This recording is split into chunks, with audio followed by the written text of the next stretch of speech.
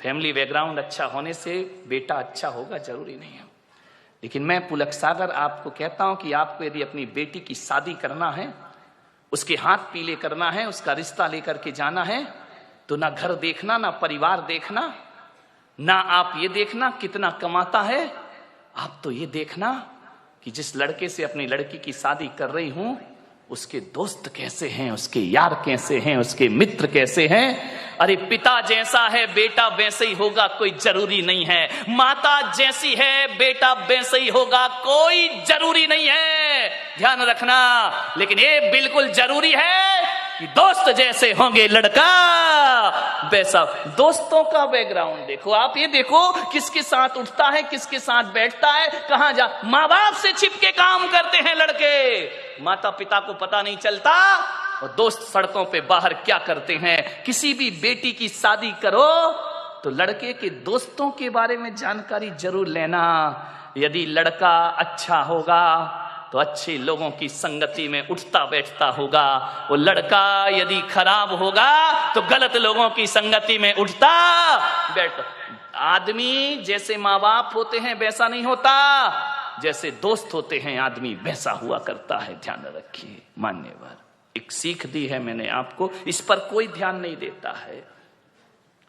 आप बताइए ना, एक बेटा सही गलत किसकी वजह से होता है?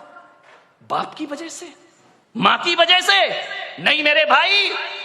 एक शराबी बाप भी चाहता है कि मेरा बेटा शराब ना पिए, ध्यान रखना। एक जुआड़ी भी चाहता है कि मेरा बेटा जुआ ना खेले, और एक बेश्या भी चाहती है कि मेरी औलाद इस गंदगी में जीवन ना बिताए, ध्यान रखना।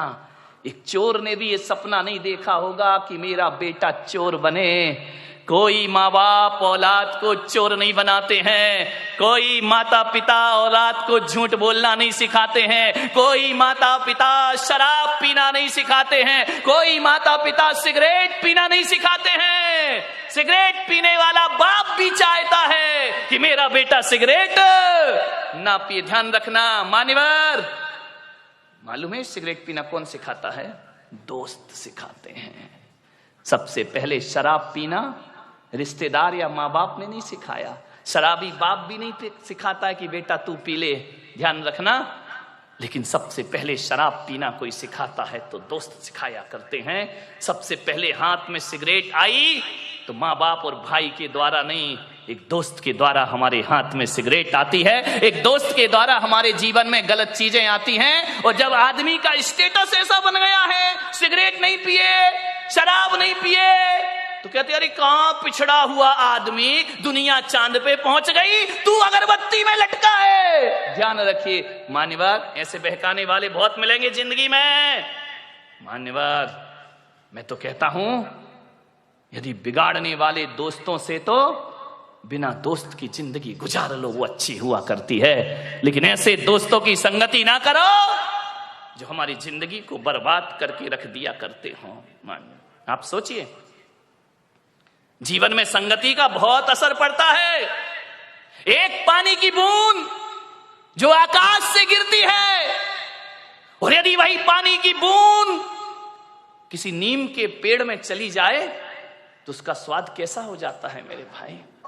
बताइए, कड़वा हो जाता है। नीम जानते हो? नहीं जानते हैं तो बोलो ना जानते हैं, नहीं तो मैं समझदा तुम कुछ जानते ही नहीं हो। एक नीम के पेड़ में चला जाए तो स्वाद उसका कड़वा हो जाता है। वही पानी की बूंद गन्ने के खेत में चली जाए तो मीठी हो जाया करती है। वही पानी की बूंद यदि केले के पेड़ में चली जाए तो कपूर बन जाया करती है। वही पानी की बूंद यदि सांप के मुख में चली जाए तो हलाहल जहर बन जाया करती है। और वही पानी की बूंद नाली में चली जाए तो गंदी नाली हो जाती है। वही पानी की बूंद यदि समुंदर में गिर जाए तो खारी हो जाती है। और वही पानी की बूंद यदि सीपी के मुंह में चली जाए तो मोती बन करके निखर जाया करती है। बूंद एक ही है। ये इतने रूप क्यों हुए उस बूंद के? संगति के कारण से। किसकी संगति करी उसने? मोती बना सीप की संगति से और जहर बना सांप की संगति से। ध्यान रखें।